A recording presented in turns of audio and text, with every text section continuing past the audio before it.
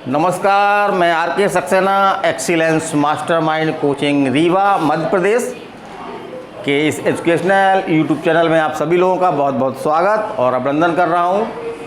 और लाइट गोल है, इन्वर्टर की लाइट से बहुत सारे सिस्टम नहीं चल रहे हैं, बच्चे भी परेशान हैं। लेकिन अगर हम छोटी छोटी परेशानियों से परेशान हो जाएंगे तो फिर हम कैसे आगे बढ़ेंगे। तो छोटी छोटी परेशानियों से हमको परेशान नहीं होना है। ये गर्मी, बरसात, जाड़ा, सर्दी सब चलते रहते हैं। किसी चीज़ को हम अगर ज़्यादा फील करेंगे तो वो ज़्यादा हमारे लिए कष्टदायक हो जाती है। तो चलिए, आज हमारा सब्जेक्ट जो है वो है विश्व का भूगोल, और इसी श्रृंखला का हमारा ये 21वां वीडियो है, यानी हमारी 21वीं क्लास है, ऑफलाइन क्लास है। उसी का ये आपको वीडियो रिकॉर्ड करके आपको दिया जा रहा है। तो आज का हमारा टॉपिक है वायुमंडल एवं उसकी परतें। तो वायुमंडल, जैसे कि हम जानते हैं कि हमारे चारों ओर को क्या है, वायुमंडल है। उसमें विभिन्न प्रकार की गैसें पाई जाती हैं और उनको वैज्ञानिकों ने जो है वायुमंडल को जो है वो मोटे रूप से जो है वो 5 परतों में डिवाइड किया है। तो इससे क्वेश्चन बनते हैं आपके। तो चलिए हम इसको आज शुरू करते हैं, और ख़ास तौर से जहाँ से क्वेश्चन आते हैं वो हमको बताएंगे। हम आपको बहुत सारी चीज़ें हम इसमें छोड़ेंगे क्योंकि वो अनावश्यक हैं, एग्ज़ाम में सामान्यतः वो नहीं आती हैं।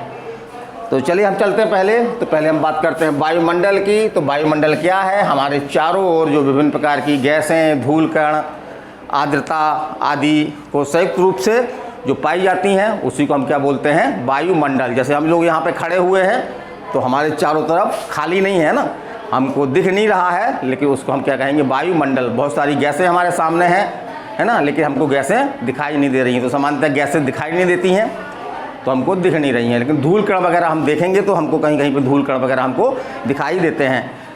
चलिए हम बात चलते हैं।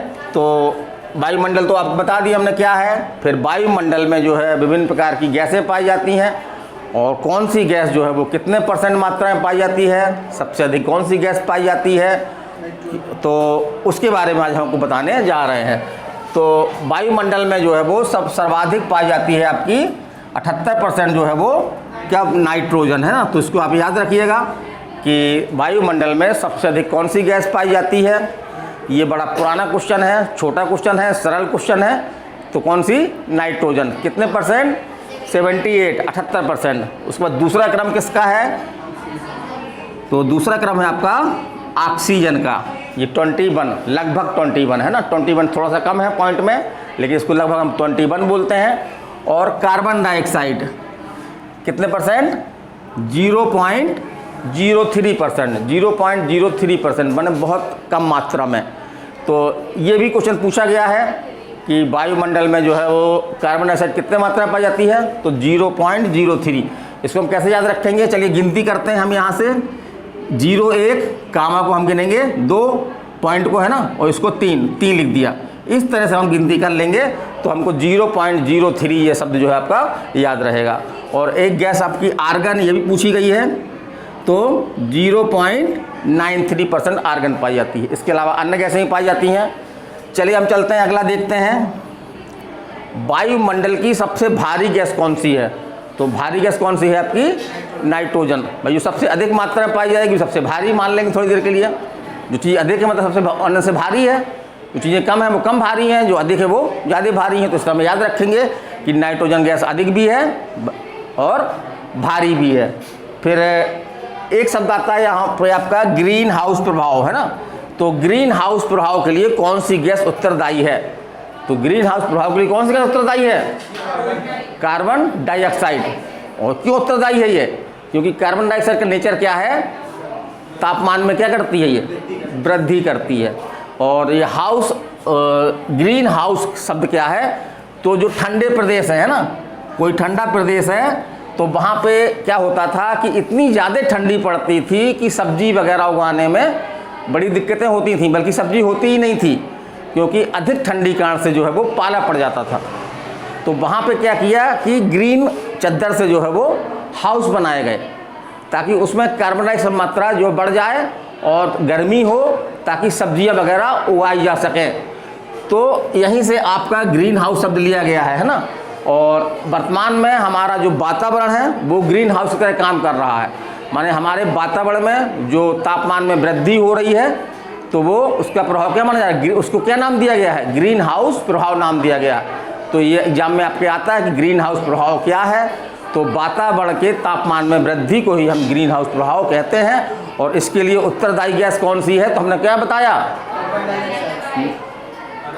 Carbon dioxide, carbon dioxide. चलिए हम आगे चलते हैं, तो हम बात करते हैं वायुमंडल की परतों की, है ना।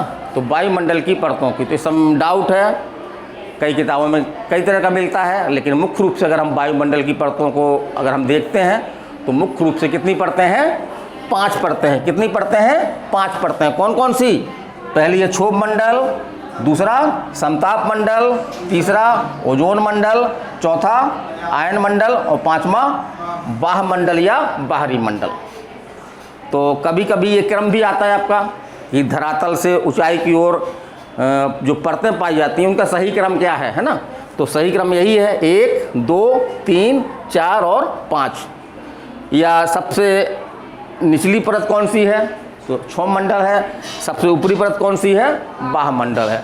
ये हमने चित्र बना रखा है, बहुत मोटा मोटा चित्र है आपका ये।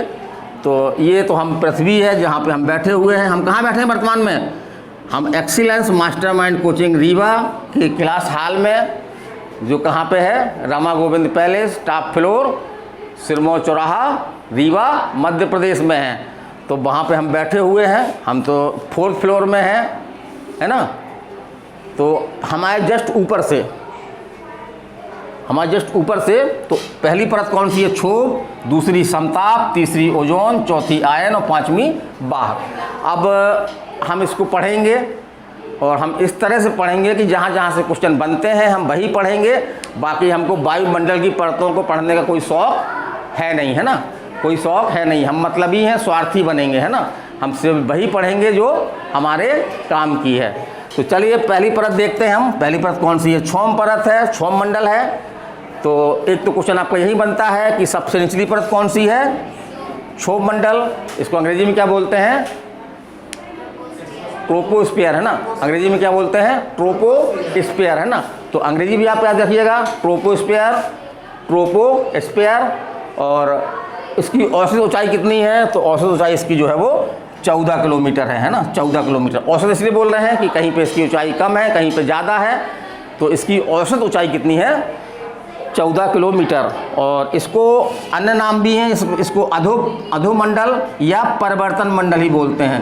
क्यों बोलते हैं परिवर्तन मंडल, क्योंकि यहाँ पे जो यहाँ का वातावरण है वो बदलता रहता है, परिवर्तित होता रहता है, इसलिए इसको जो है वो परिवर्तन मंडल या अधोमंडल बोलते हैं। और एक क्वेश्चन आपका ये भी एग्जाम में आया है कि किस मंडल में आंधी, वर्षा, तूफान जैसी जो है वो प्राकृतिक घटनाएं होती हैं, तो कहाँ होती हैं, आपकी क्षोभ मंडल में। फिर आपका अगला है कि यहाँ पे संवहनी हवाएं चलती हैं, यहाँ पे संवहनी हवाएं चलती हैं, इसलिए इस मंडल को जो है वो एक नाम क्या दे दिया गया है, संवहन मंडल, है ना, संवहन मंडल। चलिए अगली मंडल कौन सा है, तो अगला मंडल आपका कौन सा है, समताप मंडल। चलिए इसके बारे में देखते हैं। तो यहाँ की क्या विशेषता है कि यहाँ ऊंचाई के साथ तापमान में वृद्धि नहीं होती, माने तापमान कैसा रहता है, समान रहता है ना, एक सा रहता है। इसी आधार पर इसको नाम क्या दिया गया है, समताप, माने समान ताप वाला मंडल, समान ताप वाला मंडल।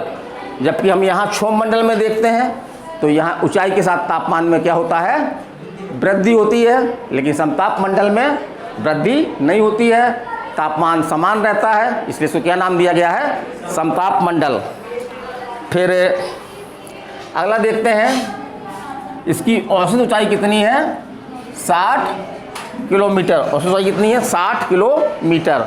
और जो सबसे अच्छा क्वेश्चन जो आया है एग्जाम में, तो यहाँ पे आंधी तूफान वगैरह ऐसी घटनाएं नहीं होती हैं, वातावरण जो है वो साफ रहता है, इसलिए आपके वायुयान जो हवाई जहाज़ हैं उनके उड़ने के लिए आदर्श स्थिति यहीं पे है। तो यहाँ पे एक्सीडेंट वगैरह नहीं होते हैं उनके, है ना। तो वायुयान जो है कहाँ उड़ते हैं, समताप मंडल में। कहाँ उड़ते हैं, समताप मंडल में। फिर अगला मंडल, अगली परत कौन सी है आपकी, ओजोन मंडल, महत्वपूर्ण परत है, इससे क्वेश्चन बनते हैं आपके। तो ऊंचाई कितनी है इसकी, धरातल से 30 से 60 किलोमीटर, कितनी है? 30 से 60 किलोमीटर।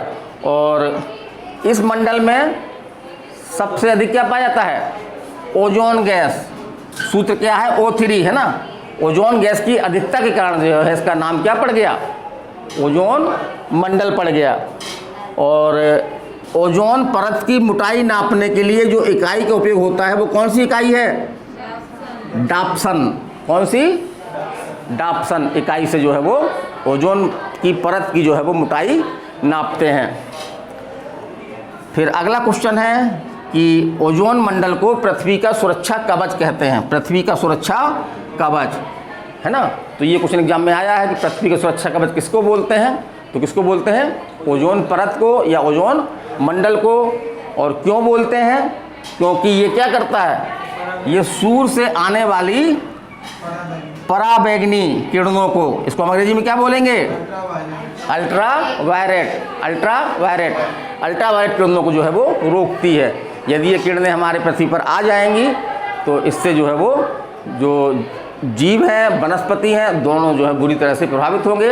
और ख़ास तौर से जैसा मानना है वैज्ञानिकों का कि इसकी अधिकता के कारण से हमको क्या होने लगेंगे? चर्म रोग वगैरह हमको होने लगेंगे। चर्म रोग हमको होने लगेंगे। फिर चलते हम आगे चलते हैं। इसको नुकसान हो रहा है ना। और इतना नुकसान हो रहा है कि कुछ जगहों पर जो है वो ओजोन परत इतनी पतली हो गई है कि अल्ट्रावायलेट किरणों को वो रोक पाने में असमर्थ है। तो जहाँ पतली हो गई है उसी को हम क्या बोलते हैं? ओजोन छिद्र बोलते हैं। ओजोन छिद्र बोलते हैं, है ना।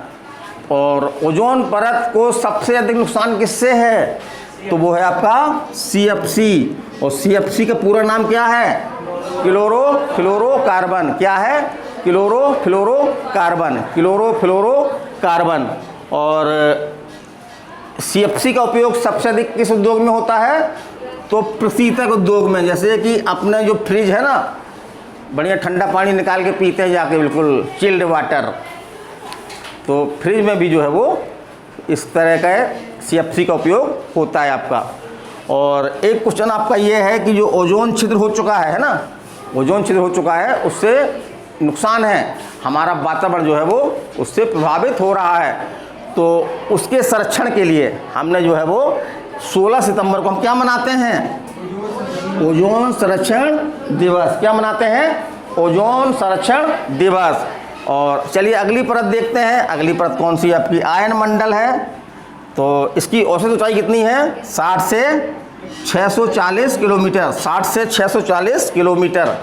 और एक क्वेश्चन जो यहाँ पे आपका इम्पोर्टेंट आता है कि रेडियो तरंगें जो हैं वो यहीं से परावर्तित होती हैं, है ना। जो हमारे यंत्र टीवी चलते हैं, रेडियो चलते हैं, है ना। तो ये रेडियो तरंगें कहाँ से परावर्तित होती हैं? यहाँ से जाती हैं, ये जाती हैं यहाँ तक, है ना। और यहीं से परावर्तित हो जाती हैं। तो रेडियो तरंगें कहाँ से आती हैं? थोड़ी देर के लिए हम बोले आती हैं, भाई जाती हैं वहाँ पे और वहाँ से आती हैं। तो कहाँ से आती हैं? आयन मंडल से। तो आ से आती हैं, आ से आयन मंडल, आ से आती हैं, आ से आयन मंडल। तो इस तरह में याद रखें। और एक क्वेश्चन आपका ये भी पूछता है कि जो हमारे कृत्रिम संचार उपग्रह हैं वो कहाँ पे स्थापित किए जाते हैं? तो वो आयन मंडल में ही स्थापित किए जाते हैं। चलिए अगला देखते हैं हम। अगली अंतिम और अगली परत कौन सी है आपकी? बाह्य मंडल या बाहरी मंडल, माने कि ये अनंत है फिर, है ना। तो इसकी औसत ऊंचाई कितनी है आपकी? 640 किलोमीटर।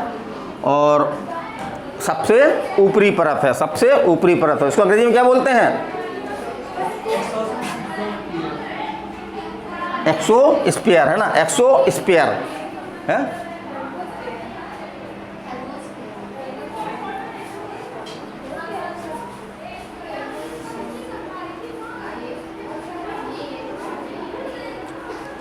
एक्सोस्फीयर ही बोलते हैं।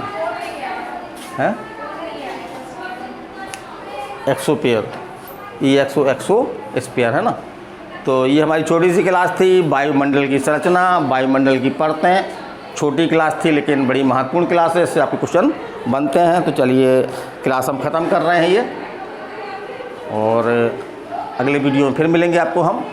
नमस्कार, धन्यवाद।